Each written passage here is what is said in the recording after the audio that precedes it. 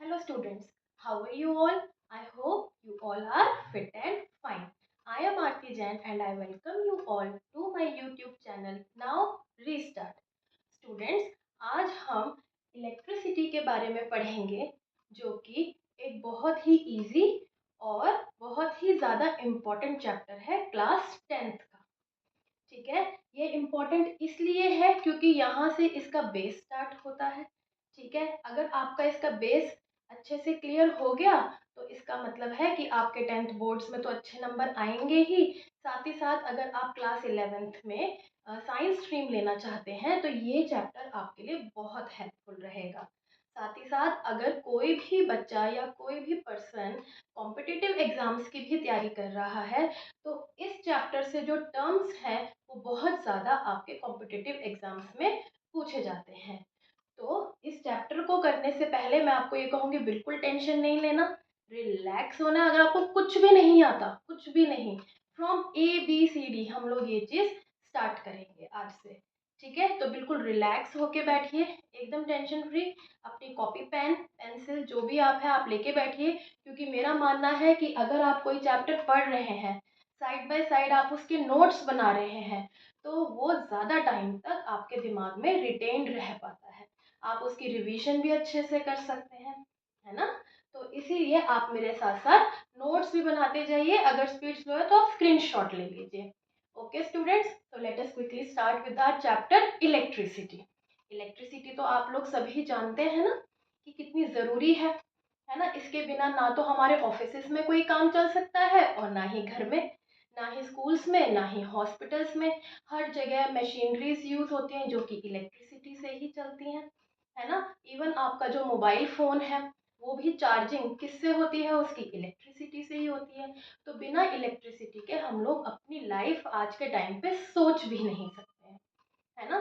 लेकिन तो ये इलेक्ट्रिसिटी आती कहाँ से? इलेक्ट्रिसिटी आती है इलेक्ट्रिक करंट से। तो आज का हमारा टॉपिक है इलेक्ट्रिक करंट।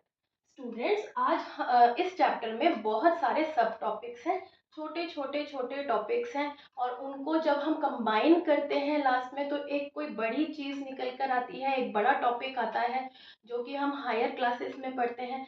तो अगर आपको यही चीज़ समझ में नहीं आएंगी तो आगे आपको कुछ भी नहीं समझ में आएगा। तो आप इनको बहुत अटेंटिव होके सुनिए, और मैं इन टॉपिक्स का बाय पार्ट आपको वीडियोस दूंगी। ठीक है, क्योंकि मेरा मानना है कि अगर आप एक टॉपिक पढ़ रहे हैं, पहले आप उसको अपनी बॉडी में कंज्यूम होने दीजिए, अपने माइंड में कंज्यूम होने दीजिए, उसका रिवीजन करिए, फिर नेक्स्ट टॉपिक पे आइए। इससे आपका टाइम भी बचेगा और एनर्जी भी। एक साथ सब कुछ कर लेने से और उसके बाद सब कुछ भूल जाने से कोई फायदा नहीं होने वाला है। तो हम आज इलेक्ट्रिसिटी में आपके टॉपिक्स आते हैं electric current, potential difference, charge, heating effect of electric current, power, Ohm's law और उनके न्यूमेरिकल्स, रेजिस्टेंसेस, ठीक है, उनकी कनेक्शंस पैरेलल सीरीज में, पैरेलल में एंड सीरीज में। तो ये सब चीज़ें हम इस चैप्टर में पढ़ेंगे, लेकिन आज हम सिर्फ इलेक्ट्रिक करंट का टॉपिक इसमें कवर करेंगे। तो स्टूडेंट्स, इलेक्ट्रिक करंट शुरू करने से पहले आप लोगों को ये पता होना चाहिए कि चार्ज क्या होता है। ठीक है, अगर आपको चार्ज क्लियर हो गया तो इलेक्ट्रिक करंट तो फिर कुछ भी नहीं है। ठीक है, तो सबसे पहले हम लोग आज स्टार्ट करेंगे charge. Now what is charge? Charge होता क्या है? चार्ज की एक पूरी एक कहानी है। अगर आप इसको ध्यान से सुनेंगे तो आपको इसी क्लास में सब कुछ समझ में आ जाएगा। ठीक है, तो चार्ज चार्ज कैसे होता है देखिए। हमने मैटर पढ़ा है ना। Matter, anything that has mass and occupy space is called as matter, है ना। जो भी चीज जगह घेरती है ना, और जिस भी चीज में कोई वजन होता है उसे हम मैटर कहते हैं। चाहे वो ये ब्लैक बोर्ड हो, टेबल हो, कैमरा हो, मार्कर हो, या बेड है, पेपर है, पेंसिल है, सब चीजें मैटर है। इतना आपको पता है। And matter is made up of atoms. अगर हम कोई भी मैटर का एक माइक्रोस्कोपिक व्यू लेते हैं तो हम ये देखते हैं कि जैसे मान लीजिए ये आपका एक मैटर है।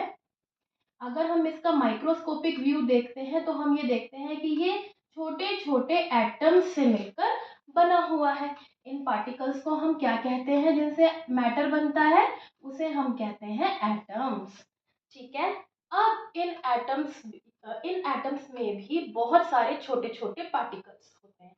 ठीक है। अगर हम इन एटम्स का भी माइक्रोस्कोपिक व्यू लें तो बच्चों एटम का भी एक अपना स्ट्रक्चर होता है। ठीक है। ये आप केमिस्ट्री के एटम्स एंड मॉलिक्यूल्स नाम के चैप्टर में या स्ट्रक्चर ऑफ एटम्स के जो चैप्टर है उसमें पढ़ेंगे।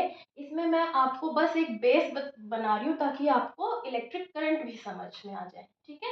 तो एटम्स के स्ट्रक्चर में इसके अंदर देखिए आपका ये एटम है, ये इसका सेंटर है।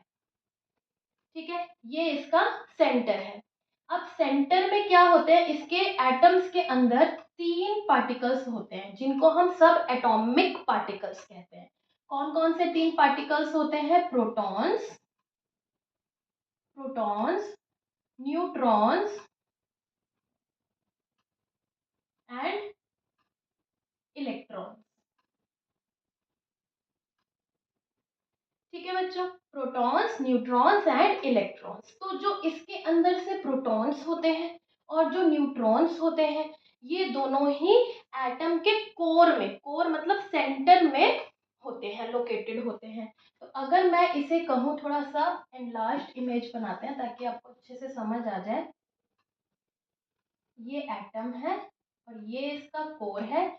इसके अंदर आपका प्रोटॉन होगा और आपका न्यूट्रॉन होगा। ठीक है। ये 2 पार्टिकल्स आपके बिल्कुल कोर में पाए जाते हैं। अब अगर हम इलेक्ट्रॉन्स देखें तो इस एटम के अंदर सर्कुलर ऑर्बिट्स में, ये सर्कुलर ऑर्बिट्स है, ये सर्कुलर ऑर्बिट्स में कौन रिवॉल्व करता है? इलेक्ट्रॉन्स। कौन रिवॉल्व करता है बच्चों? इलेक्ट्रॉन्स रिवॉल्व करते हैं। ठीक है। तो इन्हें हम कहते हैं इलेक्ट्रॉन्स। Got it? तो ये हमारे एटम का स्ट्रक्चर है। मैम एटम के स्ट्रक्चर से चार्ज का क्या लेना देना है? इसके स्ट्रक्चर से ही सारा चार्ज का लेना देना है, क्योंकि इसके स्ट्रक्चर से ही हमें पता चलेगा कि चार्ज आया कहाँ से। ठीक है। तो जो प्रोटॉन्स होता है इसको हमने दे रखा है पॉजिटिव चार्ज। ठीक है। और इलेक्ट्रॉन्स को हमने दे रखा है नेगेटिव चार्ज। ठीक है। अच्छा, अब इसके अंदर ये पॉजिटिव चार्ज यानी कि इसके ऊपर चार्ज होता है 1.6 इंटू 10⁻⁻⁻19 कूलाम। ये इसके ऊपर चार्ज होता है प्लस में, और उतना ही नेगेटिव में, मतलब हमने इसको मान लिया ये पॉजिटिव में होते हैं और इलेक्ट्रॉन्स के ऊपर नेगेटिव में सेम टू सेम अमाउंट में इतना ही चार्ज होता है, -1.6 इंटू 10⁻⁻19 कूलाम। ये होता है एक इलेक्ट्रॉन का चार्ज। ठीक है। और ये हो गया एक प्रोटॉन का। तो जितने भी होंगे हमारे प्रोटॉन्स उसको मल्टीप्लाई कर लेंगे, उतने ही इलेक्ट्रॉन्स होंगे और वो दोनों आपस में एक दूसरे को कैंसिल करेंगे। ओवरऑल क्या हो जाएगा? नेट चार्ज हमारा न्यूट्रल। ओवरऑल नेट चार्ज क्या हो जाएगा? हमारा न्यूट्रल। रही बात न्यूट्रॉन्स की, तो न्यूट्रॉन्स क्या होता है भाई? न्यूट्रॉन्स अनचार्ज होता है क्या? नहीं, न्यूट्रॉन्स अनचार्ज बॉडी नहीं होती।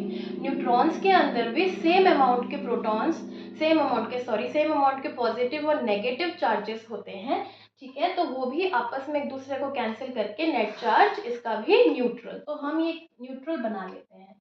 तो हम ये कह सकते हैं कि न्यूट्रॉन्स पे भी क्या होता है? आपका न्यूट्रल चार्ज होता है। ठीक है। ये चीज समझ में आ गई बात? ठीक है। अब ये कूलाम क्या होता है? कूलाम होता है इसका SI unit of charge. Charge का एसआई यूनिट होता है कूलाम और इसका सिंबल होता है कैपिटल सी। इतनी बात समझ में आ गई? अभी तक मैंने आपको क्या बताया? ये हमारा मैटर होता है जो कि एटम्स से मिलके बनता है। एटम्स का अगर हम माइक्रोस्कोपिक व्यू लें तो ये 3 सब एटॉमिक पार्टिकल्स होते हैं, प्रोटॉन्स, न्यूट्रॉन्स और इलेक्ट्रॉन्स। प्रोटॉन्स और न्यूट्रॉन्स हमारे जो है एटम के कोर में होते हैं, जिसको हम न्यूक्लियस कहते हैं। इसको हम क्या कहते हैं? सेंट्रल पार्ट को न्यूक्लियस कहते हैं। ठीक है, इसको हम न्यूक्लियस कहते हैं। तो इसके अंदर प्रोटॉन्स और न्यूट्रॉन्स होते हैं और इलेक्ट्रॉन्स हमारे सर्कुलर ऑर्बिट्स में रिवॉल्व करते हैं। ठीक है, जितना प्रोटॉन्स पे हमारा पॉजिटिव चार्ज होता है, इलेक्ट्रॉन्स पे हमारा नेगेटिव चार्ज होता है, ये नेगेटिवली चार्ज पार्टिकल्स होते हैं। और जो हमारा न्यूट्रॉन होता है ये न्यूट्रल होता है। ठीक है, जितने प्रोटॉन्स उतने ही इलेक्ट्रॉन्स, तो ये कैंसिल आउट करके एटम्स को न्यूट्रल बना देते हैं। Got it? इतना समझ में आ गया?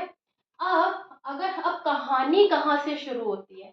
कहानी ये होती है कि अगर हमारे ये जो इलेक्ट्रॉन्स हैं इनको हम लूज करवा दें या गेन करवा लें, ठीक है, मतलब loss of electrons and gain of electrons. अगर हमने इसमें से इलेक्ट्रॉन हटा दिया, ठीक है, मान लीजिए, चलिए ये मैं रब कर देती हूँ इतना।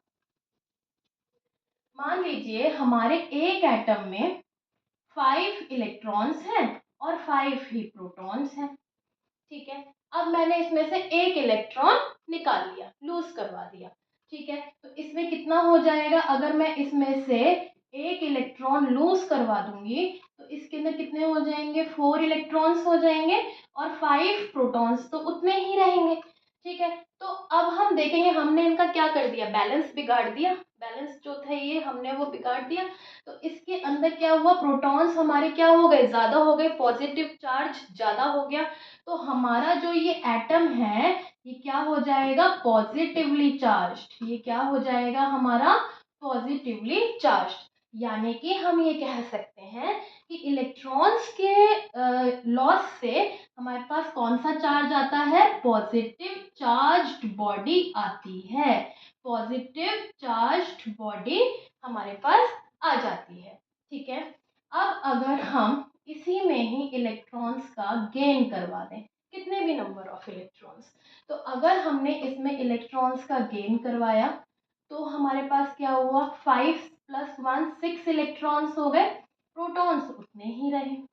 अब अब कौन जीत गया लड़ाई? अब जीत गया इलेक्ट्रॉन, यानी कि हमारा ओवरऑल एटम जो है वो हो गया नेगेटिवली चार्ज्ड। वो हमारा हो गया नेगेटिवली चार्ज। तो हम ये कह सकते हैं कि इलेक्ट्रॉन्स के गेन से हमारी बॉडी हो जाती है नेगेटिवली चार्ज्ड। ये चीज समझ में आ गई सभी को? लॉस ऑफ इलेक्ट्रॉन से पॉजिटिव चार्ज बॉडी मिलती है, गेन ऑफ इलेक्ट्रॉन से नेगेटिव चार्ज बॉडी मिलती है। और आप लोगों को ये पता ही है कि अगर दो लाइक चार्जेस होते हैं, मतलब दो पॉजिटिव और दो नेगेटिव, ठीक है, अगर हम कहें कि दो पॉजिटिव चार्ज हैं और दो नेगेटिव यानी कि लाइक चार्ज, तो ये क्या करेंगे? आपस में एक दूसरे को रिपेल करेंगे। क्या करेंगे? आपस में एक दूसरे को रिपेल मतलब दूर भागेंगे एक दूसरे से, राइट? और अगर कोई दो बॉडीज जिसमें से एक बॉडी पॉजिटिवली चार्ज्ड है और एक नेगेटिवली चार्ज्ड है, ठीक है, एक पॉजिटिव है एक नेगेटिव है, तो ये अनलाइक हो गए। अनलाइक मतलब डिफरेंट चार्जेस हो गए। तो ये क्या होंगे? आपस में एक दूसरे को अट्रैक्ट करेंगे। कहानी समझ में आ गई इतनी? ठीक है, तो ये रिपल्शन और अट्रैक्शन से ही हमारा करंट फ्लो होता है। ठीक है, फ्लो जो हमारा करंट फ्लो होता है वो होता है हमारे नेगेटिवली चार्ज पार्टिकल्स की वजह से, यानी कि इलेक्ट्रॉन्स की वजह से। ठीक है, वो ही इलेक्ट्रॉन्स उस बॉडी को पॉजिटिव चार्ज बना देता है और वो ही इलेक्ट्रॉन्स उस बॉडी को नेगेटिवली चार्ज पार्टिकल बना देता है। मैम, प्रोटॉन्स का लॉस और गेन क्यों नहीं करवाया आपने?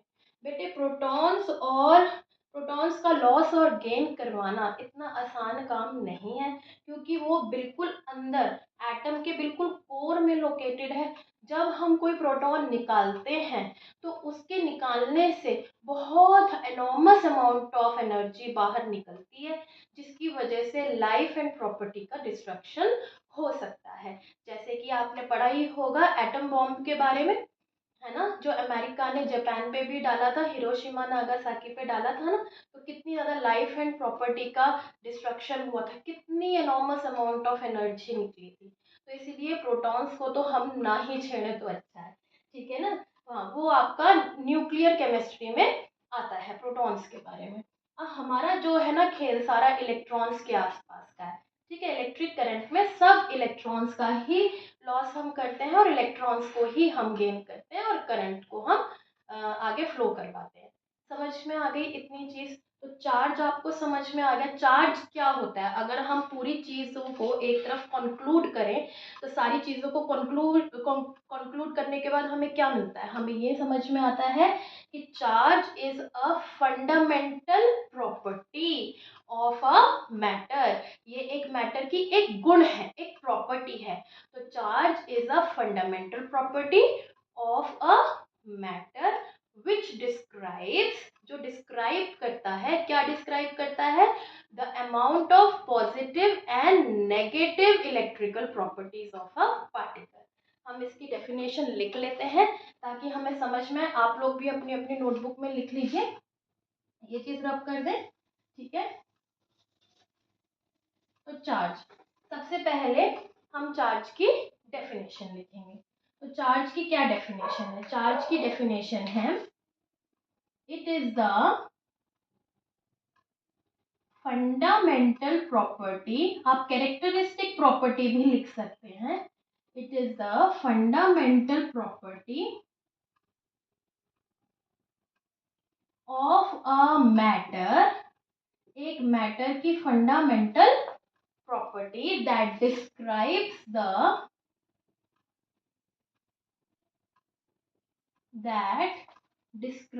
द अमाउंट ऑफ, क्या डिस्क्राइब करता है, पॉजिटिविटी और नेगेटिविटी डिस्क्राइब करता है ना। तो that describes the amount of positive and negative electrical properties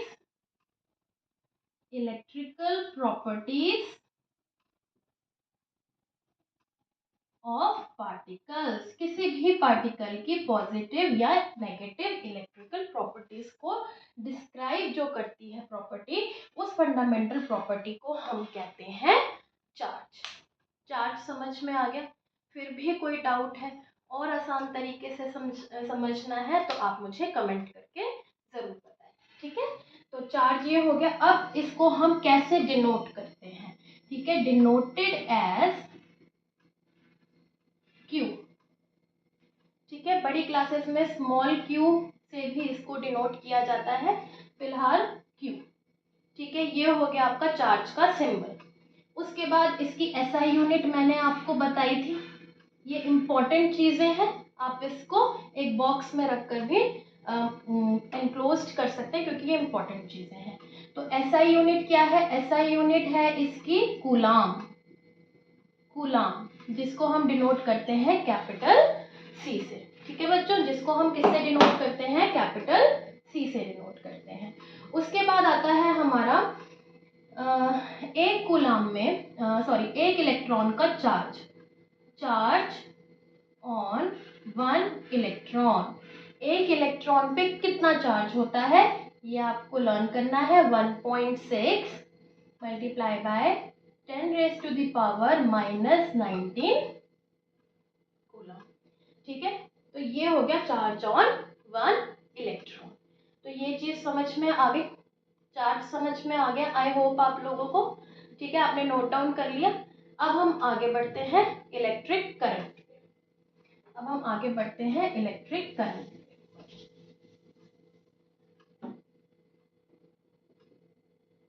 electric current, electric current क्या होता है? Rate of flow of charge through a conductor, through a conductor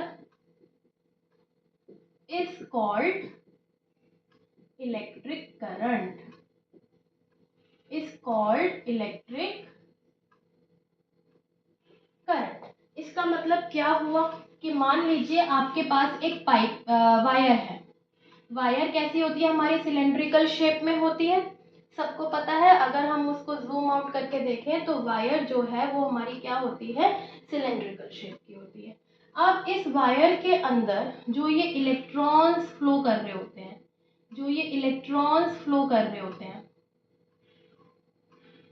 ठीक है, जब ये फ्लो करते हैं इनकी मोशन से क्या पैदा होता है, इलेक्ट्रिक करंट पैदा होता है। अगर हम इस वायर का एक क्रॉस सेक्शनल एरिया ले लें, मतलब इतना एरिया अगर हम ले लें, तो इसमें से 1 सेकेंड के अंदर अंदर कितने इलेक्ट्रॉन्स पास आउट हो रहे हैं, उसे हम कहते हैं इलेक्ट्रिक करंट।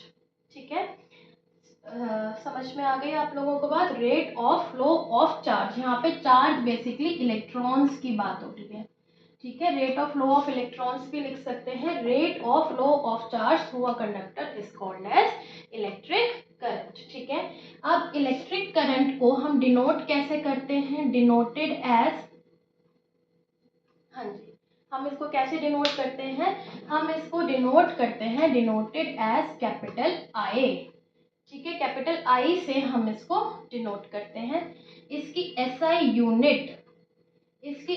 यूनिट होती है एम्पियर। क्या होती है इसकी एसआई यूनिट, एम्पियर, जो कि एक फ्रेंच साइंटिस्ट के नेम पे सर एंड्री मैरी एम्पियर के नाम पर रखा गया है। ठीक है, आप लिख सकते हैं साइंटिस्ट का नाम एंड्रे मारी एम्पियर के नाम पे रखा गया है। ठीक है, एम्पियर। लेकिन अगर हम इसका फॉर्मूला निकालें, फॉर्मूला आई का मैथमेटिकली, है ना, आप इसको लिख सकते हैं मैथमेटिकली करंट जो है वो किसके इक्वल होता है, चार्ज अपॉन में टाइम, यानी कि अगर हम टाइम को 1 सेकेंड रख दें, यूनिट टाइम, यूनिट का मतलब 1 सेकेंड, अगर हम टाइम को 1 सेकेंड रख दें तो आई हमारा क्यू के इक्वल हो जाएगा। ठीक है, if t equal to 1 second then I equal to Q. ठीक है, करंट हमारा चार्ज के इक्वल हो जाएगा, यानी कि in unit second, in 1 second, the amount of charge flowing through the current through the conductor is known as electric current. ठीक है, तो ये एक डेफिनेशन यहाँ से आपको समझ में आ गई। मैम रेट का क्या मतलब है इसमें, फिजिक्स में जो भी physical quantity divided by time होती है हम उसको रेट बोल सकते हैं, डिवाइड बाय टाइम। यहाँ पे चार्ज डिवाइड बाय टाइम था तो हमने rate of flow of charge बोल दिया। आप बोल सकते हो कि the amount of charge flowing through the cross section area in unit second या in 1 second is called as electric current, ये भी आप लोग बोल सकते हैं। समझ में आ गई, तो यहाँ से आपका ये चीज डिराइव हो गई कि आई, ये mathematically I equal to Q by T.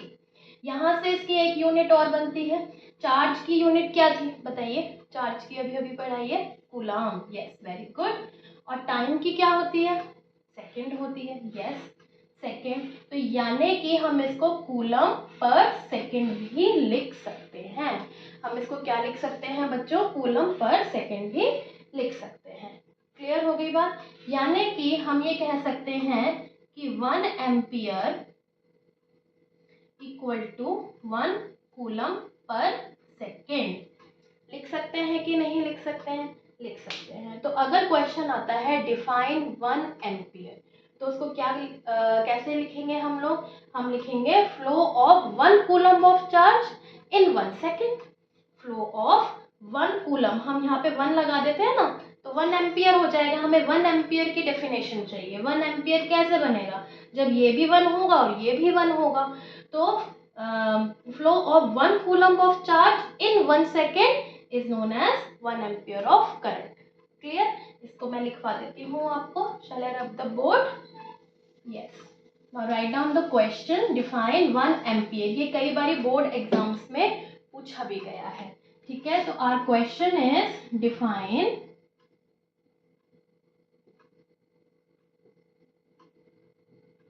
1 ampere. 1 ampere को आपको डिफाइन करना है, तो इसका आंसर होगा आपका flow of 1 coulomb charge in 1 second, ठीक है, flow of 1 coulomb of charge in 1 second is called 1 ampere. Got it? ठीक है, इसके बाद आता है कि करंट को मेजर करने वाले इंस्ट्रूमेंट को हम क्या कहते हैं। करंट को मेजर करने वाले इंस्ट्रूमेंट को हम कहते हैं एममीटर। ठीक है बच्चों, तो एममीटर क्या होता है, ammeter, write down ammeter.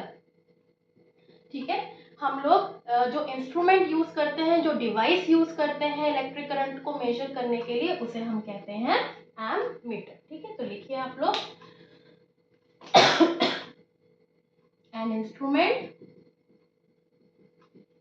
instrument used to measure electric current, used to measure electric current is called ammeter। सारी बेसिक सी बातें हैं, सिंपल टर्म्स हैं। ठीक है, कोई ऐसी मतलब बहुत ज़्यादा घबराने वाली बात है ही नहीं। चार्ज हमने पढ़ लिया, करंट हमने पढ़ लिया, अब ये एम्पियर था, फिर एक ये एम्मीटर है। ठीक है बच्चों, एक न्यूमेरिकल है आपकी साइंस एनसीईआरटी में दिया हुआ है, एग्जाम्पल नंबर 1, उसको हम लोग सॉल्व करते हैं। ठीक है, क्या क्वेश्चन है, क्वेश्चन ये है कि if 0.5 amperes of current, if 0.5 amperes of current is flowing through a bulb, ठीक है, for I think 30 seconds, for 10 minutes, then what will be the charge on that electric bulb। ठीक है, तो यही है, तो इसके मैं शॉर्ट फॉर्म में लिख देती हूँ कि हमें क्या क्या डाटा गिवन है। हमें गिवन है कि I हमारे पास है 0.5 एम्पियर्स का, ठीक है, और वो कितनी देर के लिए बल्ब के अंदर जा रहा है, यानी कि टाइम दे रखा है हमें 10 मिनट्स, टाइम हमें दे रखा है 10 मिनट्स, और हमें निकालना क्या है, हमें निकालना है जी चार्ज, हमें निकालना है चार्ज। यही चीज गिवन है, सिंपल है। हमारे पास फॉर्मूला है I equal to Q by T, जिसमें से दो आपको क्वांटिटीज गिवन है, आपको थर्ड निकालनी है, सिंपल है। ठीक है, तो इसका सोल्यूशन हम लोग सबसे पहले फॉर्मूला लिखेंगे। फॉर्मूला लिखना कभी नहीं भूलना है। ठीक है, I equal to Q by T, हम ये लिख सकते हैं, क्यू फाइंड आउट करना है तो ये क्रॉस मल्टीप्लाई हो जाएगा। ठीक है, I इंटू टी। ठीक है, टी हमारा यहाँ पे क्या था, देखिए I तो है 0.5 और टी हमारा मिनट्स में है, हम इसको सेकंड में चेंज करेंगे तो क्या हो जाएगा 10 इंटू 60। ठीक है, ये हमारा किस में हो गया, 10 इंटू 60 का मतलब ये हमारा हो गया सेकेंड्स में। ठीक है, तो ये हमारे पास कितना आ जाएगा, 0.5 मल्टीप्लाई बाय 600। ठीक है, तो ये हमारे पास क्या आ जाएगा, 300 कूलम्स। ये हमारे पास कितना आ जाएगा, 300 कूलम्स का चार्ज आ जाएगा। आपको यूनिट लिखना बहुत ज़रूरी है। ठीक है, एक तो फॉर्मूला और एक यूनिट। ठीक है, तो ये चीज़ समझ में आ गई आपको, ये वाला न्यूमेरिकल समझ में आ गया। ठीक है, इसका अगला टॉपिक है हमारा इलेक्ट्रिक सर्किट। इलेक्ट्रिक सर्किट क्या होता है बताइए। इलेक्ट्रिक सर्किट आपने कई बार देखा होगा, इलेक्ट्रिसिटी वाली जो शॉप्स होती हैं, इलेक्ट्रिशियंस की, इलेक्ट्रॉनिक्स की जो शॉप होती हैं, उसके अंदर जैसे आपको एक बल्ब ग्लो करवाना है तो आप क्या करोगे, सिंपल वायर लोगे और बल्ब के साथ आप स्विच कनेक्ट करोगे और एक सेल या बैटरी कनेक्ट करोगे। जैसे ही स्विच ऑन करा आपका बल्ब ग्लो हो गया, ऑफ करा तो बल्ब ग्लो होना बंद हो गया। तो ये जो पूरा रास्ता आपने वायर के थ्रू बनाया है, आपने कोई खुला तो नहीं छोड़ा है ना, आपने पूरा बंद करा है रास्ता। तो ये जो एक क्लोज्ड एंड कॉन्टिन्यूअस पाथ आपने बनाया है, इसी को ही इलेक्ट्रिक सर्किट कहते हैं। ठीक है बच्चों, तो electric circuit, right down the heading electric circuit. Electric circuit क्या होता है, electric circuit is a closed and continuous path through which electric current flows, through which electric current flows। ठीक है, ये क्लोज्ड और कॉन्टिन्यूअस पाथ होता है। जब हम स्विच को बंद कर देते हैं तो ये इसका कनेक्शन खत्म हो जाता है, तो बल्ब बंद हो जाता है, ग्लो करना बंद हो जाता है, और जैसे ही हम ऑन करते हैं फिर से कनेक्शन जुड़ जाते हैं और बल्ब ग्लो करता है। ठीक है, अब इसी पाथ को अगर मैं इस ब्लैक बोर्ड पे या फिर आप अपनी नोटबुक पे ड्रॉ करते हैं तो एक स्कीमेटिक डायग्राम बनाते हैं, तो इस स्कीमेटिक डायग्राम को ही हम इलेक्ट्रिक सर्किट डायग्राम बोलते हैं।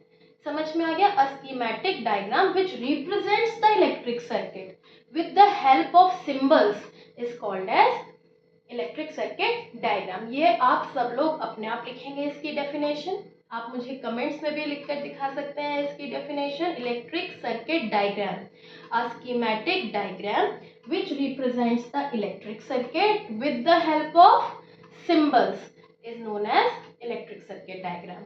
ओके, तो इलेक्ट्रिक सर्किट डायग्राम हम कैसे ड्रॉ करते हैं उसके लिए आपको सिंबल्स पता है। आप ये नहीं है कि आप बल्ब के लिए बल्ब बना रहे हैं, स्विच के लिए स्विच, नहीं, सिंबल्स दिए हुए हैं। कुछ एक सिंबल्स मैं आपको बता देती हूँ। जैसे बल्ब, बल्ब का होता है इस तरीके से। स्विच, स्विच का होता है इस तरीके से। उसके बाद अगर हम की लगाएं, की भी एक स्विच का ही काम करती है इसे। ठीक है, उसके बाद आता है आपका सेल। अगर सेल है तो एक ये जो बड़ी डंडी होती है ये होती है आपकी पॉजिटिव, और अगर हम स्मॉलर वन की बात करें तो ये होती है आपकी नेगेटिव। बैटरी की बात करें तो इसमें आपके एक से ज्यादा सेल्स भी इन्वॉल्व हो सकते हैं, 2 या 2 से ज्यादा। ठीक है, ये हो गई बैटरी। समझ में आ गई बात? तो इन्हीं सिंबल्स की हेल्प से जो हम डायग्राम ड्रॉ करेंगे उसे हम इलेक्ट्रिक सर्किट डायग्राम कहते हैं। तो चलिए आइए ड्रॉ करते हैं हम लोग। ठीक है, इसके लिए सबसे पहले हमने ये बनाया, यहाँ हमने बनाया बल्ब। ठीक है, यहाँ हमने बनाई बैटरी, यहाँ हमने बनाया स्विच। आप चाहें तो यहाँ पे एक एमीटर, एमीटर तो सिंपल है, एक सर्कल के अंदर ए लिख दो, ये एमीटर हो गया जो कि फ्लो ऑफ करंट को मेजर करेगा। ठीक है, और यहाँ पे आपका प्लस चार्ज, ये नेगेटिव चार्ज। ठीक है, तो ये आपका एक इलेक्ट्रिक सर्किट डायग्राम हो गया। इसमें ये जो वायर्स हैं इसमें आपको फ्लो ऑफ इलेक्ट्रिक करंट की डायरेक्शन भी दिखानी होगी, जैसे कि ये। ठीक है, और ये जो डायरेक्शन है ये पॉजिटिव से नेगेटिव जा रही है।